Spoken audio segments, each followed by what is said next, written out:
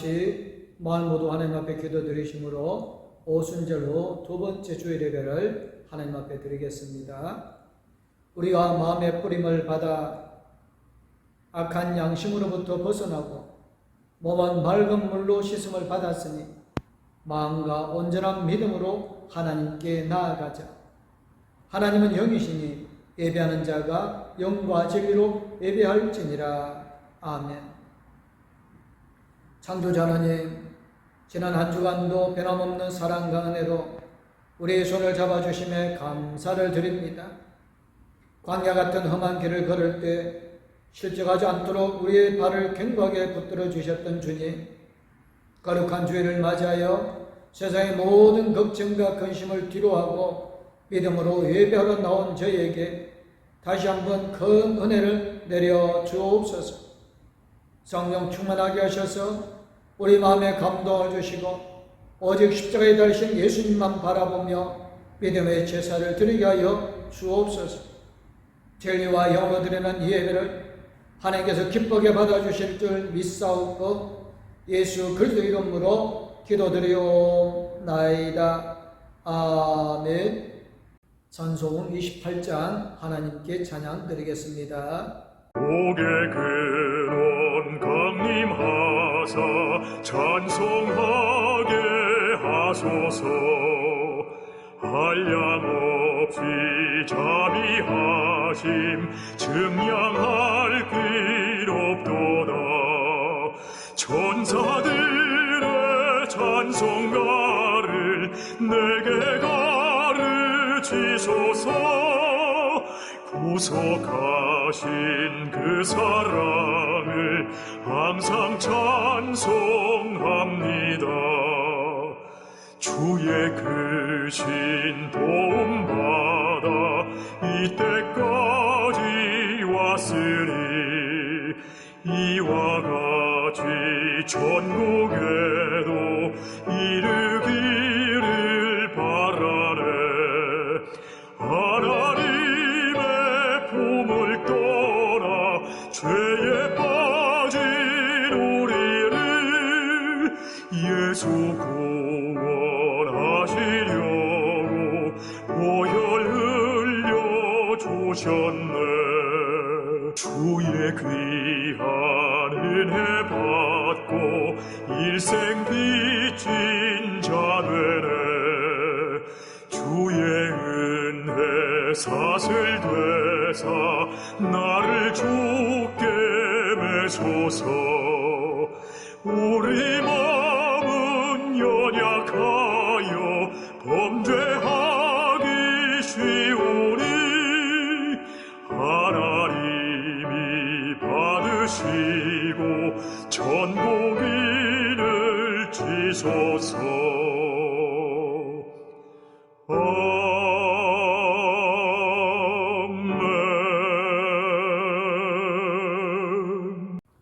사도신경으로 신앙 고백하시겠습니다. 나는 전능하신 아버지 하나님 천지의 창조주를 믿습니다. 나는 그의 유일하신 아들 우리 주 예수 그리스도를 믿습니다. 그는 성령으로 잉태되어 동정녀 마리아에게서 나시고 본디오 빌라도에게 고난을 받아 십자가에 못 박혀 죽으시고 장사된 지 사흘 만에 죽은 자 가운데서 다시 살아나셨으며 하늘에 오르시어 전능하신 아버지 하나님 우편에 앉아 계시다가 거기로부터 살아있는 자와 죽은 자를 심판하러 오십니다. 나는 성령을 믿으며 거룩한 공교회와 성도의 교제와 죄를 용서받는 것과 몸의 부활과 영생을 믿습니다. 아멘. 50장 찬양하시면서 준비하신 예물 하나님 앞에 드리겠습니다.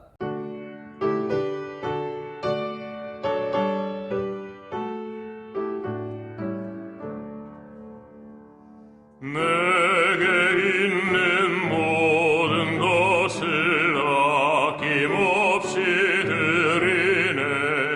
사랑하고 의지하며 주만 따라 살리라. 주께 드리네. 주께 드리네.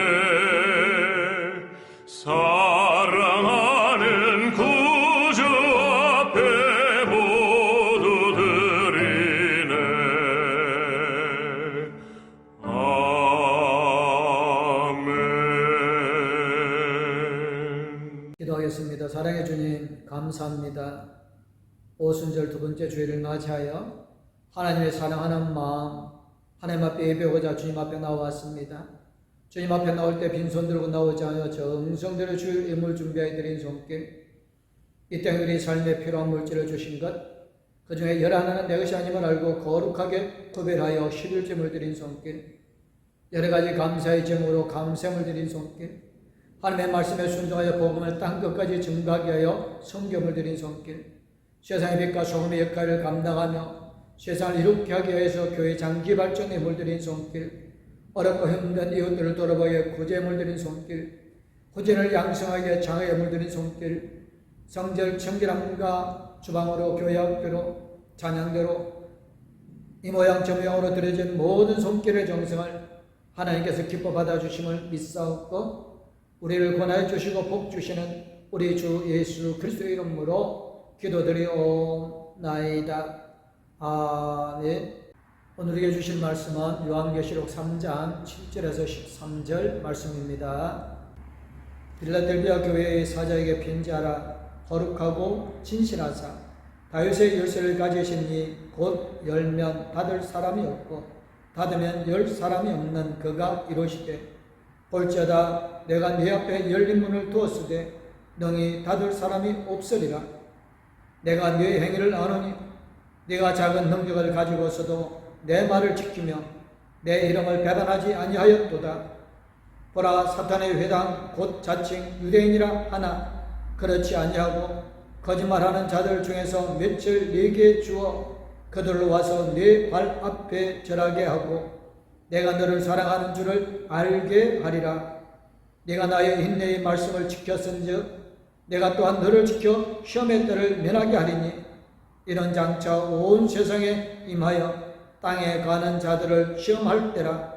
내가 속히 오리니 네가 가진 것을 굳게 잡아 아무도 내 멸관을 빼앗지 못하게 하라. 이기는 자는 내 하나님 성전의 기둥이 되게 하리니 그가 결코 다시 나가지 아니하리라.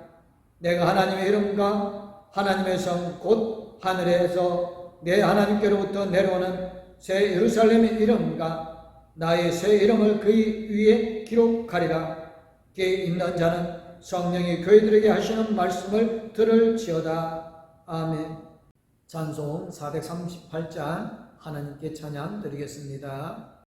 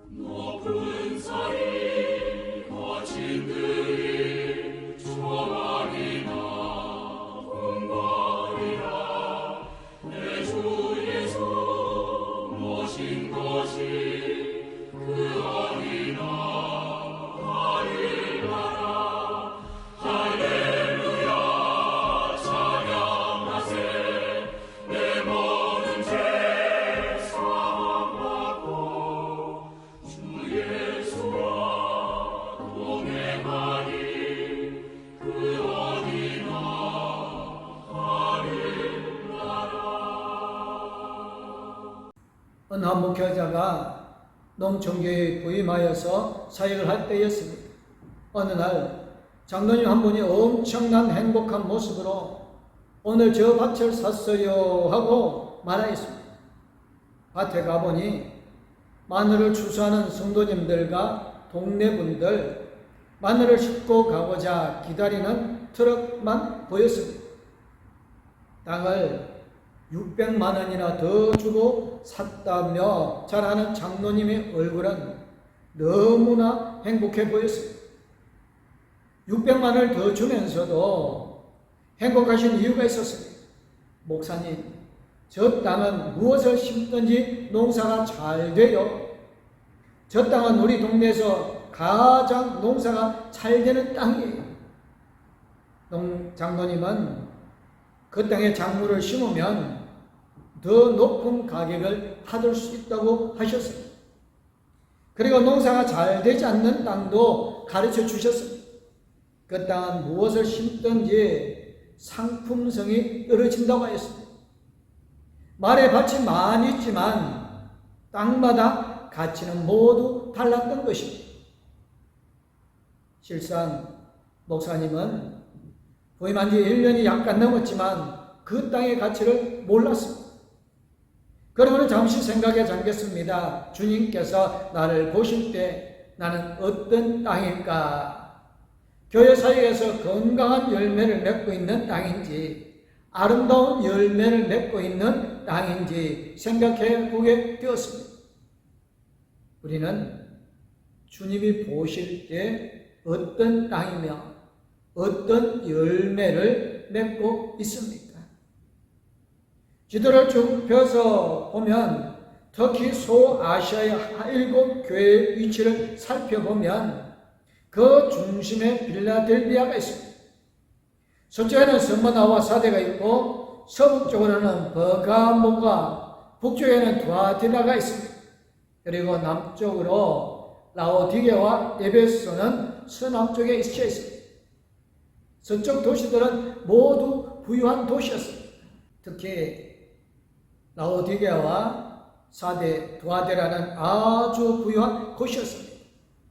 그리고 빌라델비아 서쪽엔 항무지 같은 넓은 평야입니다. 빌라델비아는 서쪽의 부유한 도시들과 동쪽은 항무지 사이의 경계 도시입니다. 이 도시만 유독 가난한 사람들이 사는 곳이었습니다. 그리고 이곳 교회는 가장 늦게 세워졌다고 알려져 있습니다. 주님은 이 교회를 가리켜서 작은 능력을 가진 교회라고 했습니다. 이 말은 능력이 전혀 없다는 말입니다. 작은 능력이란 수적으로 아주 적은 것입니다. 또 경제적으로 능력이 없다는 의미도 됩니다. 집을 살려는데 집을 살 능력이 없을 때 사용하는 말이기도 합니다. 이렇게 보면 이 빌라델비아 교회는 아주 가난한 사람들로 구성된 공동체였습니다. 헌금을 넉넉히 낼 사람도 없고 성도수도 적고 교회 재정도 부족한 교회였음을 알 수가 있습니다. 자랑할 것이라고는 하나도 없고 사람들의 관심도 받지 못하는 교회 공동체였습니다. 그러나 사람들과의 관심과는 달리 주님은 이 교회를 눈여겨보셨고 사랑하셨습니다. 그래서 말씀하십니다. 내가 네 행위를 안다.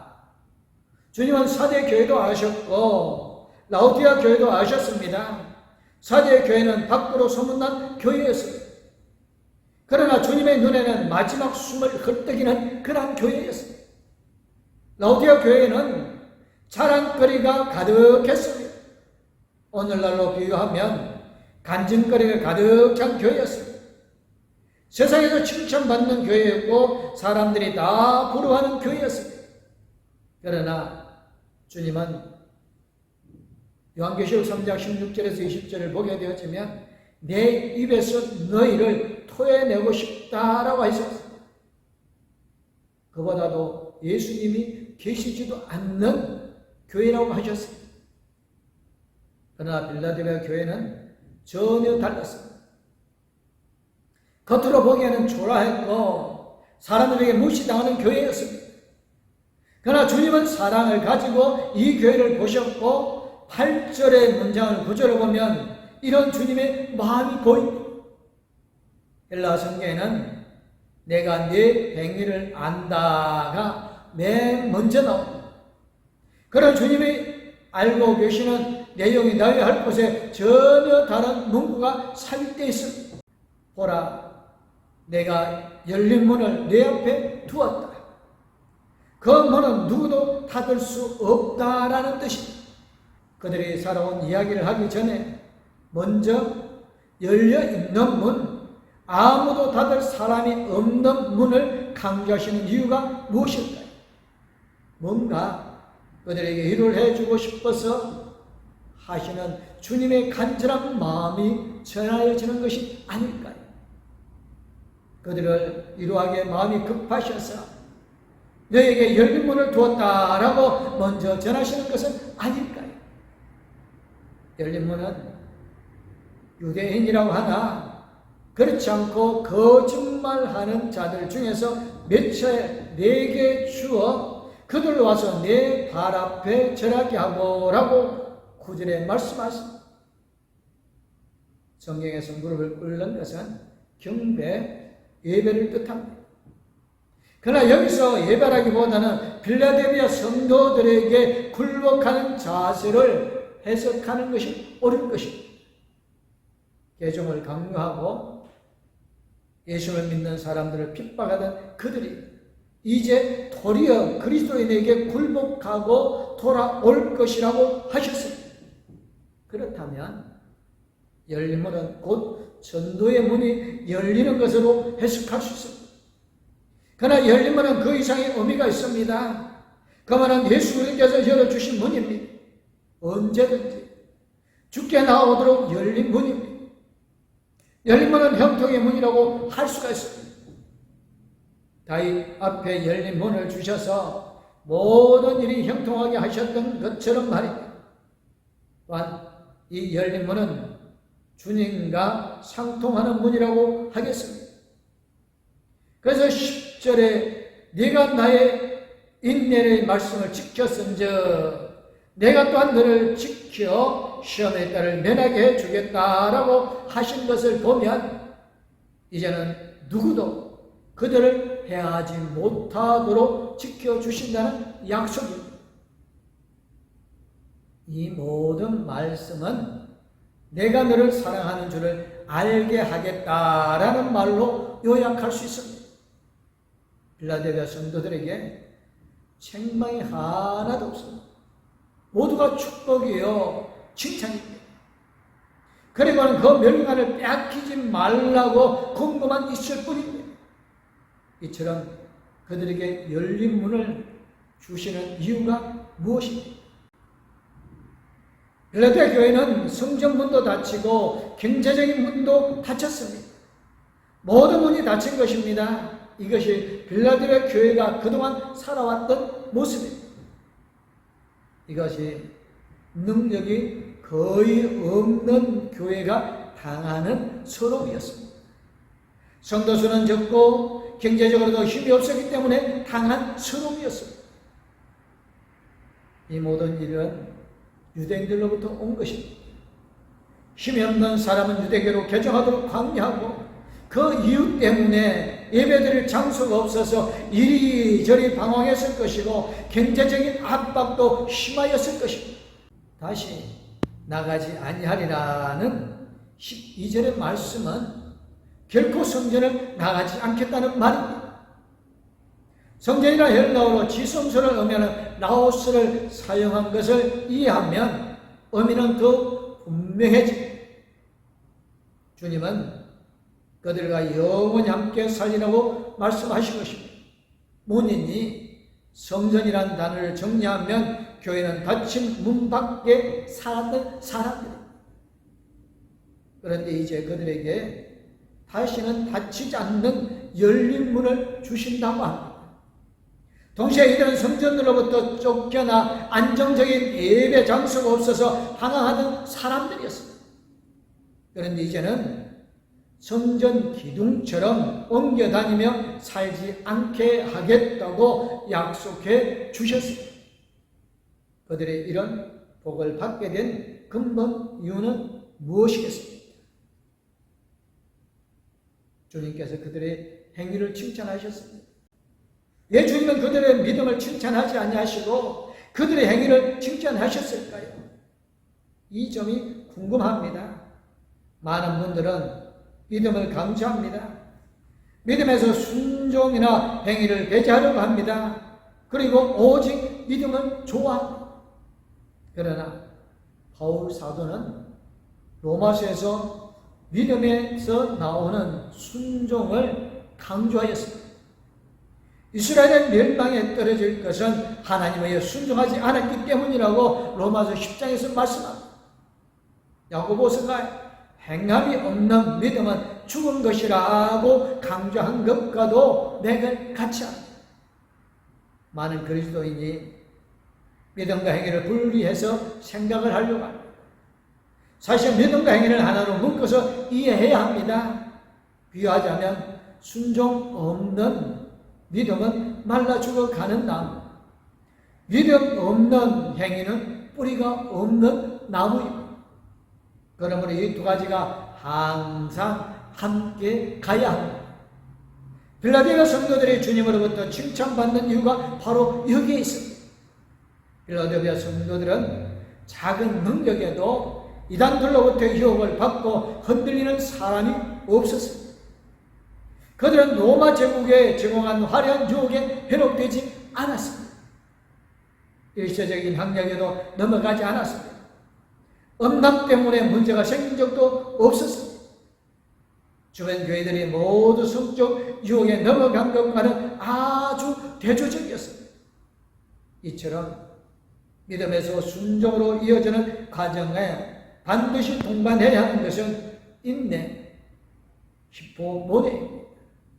그래서 주님은 이들에게 네가 나의 인내의 말씀을 지켰다라는 점을 칭찬하신 것입니다. 인내의 말씀이란 무엇일까요? 문자적으로 읽는다면 그 히포근의 그 말씀, 즉 그 인내의 말씀입니다. 예수님이 인내를 강조하셨습니다.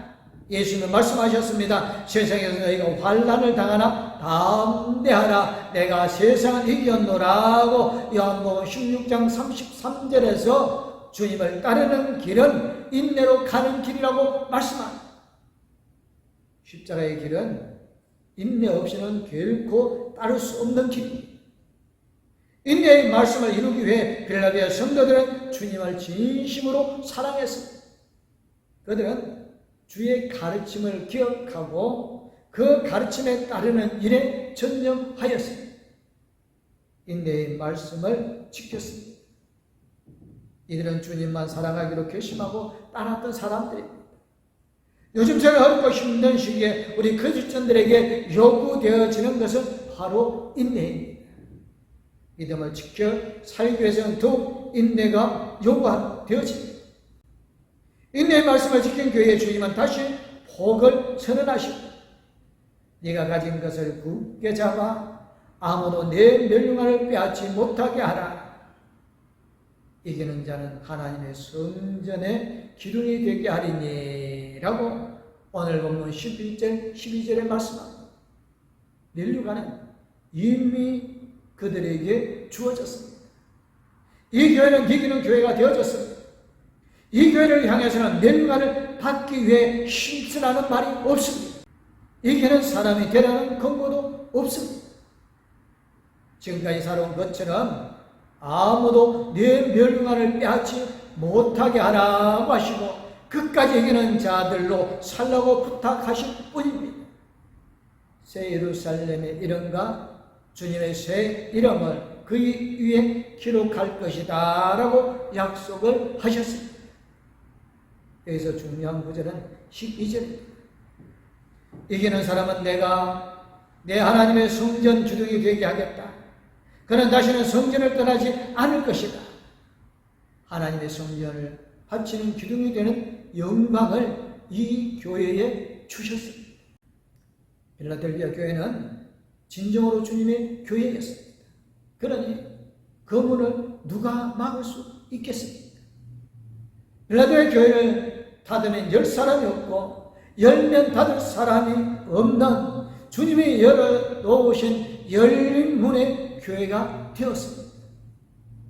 진정한 복은 인내의 강을 건넌 사람들에게 주시는 선물입니다. 하나님의 사람으로 살기 위해서는 반드시 광야를 거쳐야 합니다. 그리스도인으로 성숙하기 위해서도 반드시 광야를 거쳐야 합니다. 그리고 그 과정을 이겨낸 후에 비로소 우리는 하나님과 화평의 단계에 들어갈 수 있습니다. 그러므로 고난을 당할 때 우리는 억지로 참는 게 아니라 도리어 기뻐하고 감사하고 하나님을 찬양하며 나아가야 합니다. 요셉은 17살에 애굽의 노예로 팔려갔습니다. 총리가 되기까지 13년의 세월을 견뎌야 했습니다. 복수를 해야 할 형제들을 사랑해야 하는 인내, 모진 고난과 억울함을 견뎌내야 하는 인내, 노예로서 자신을 받아들이고 자기 상황에 충성을 다한 인내, 하나님을 끝까지 신뢰하며 기다린 인내, 하나님의 약속을 믿고 고난에 굴복하지 않았던 인내 없이는 애굽의 총리가 될 수 없었습니다.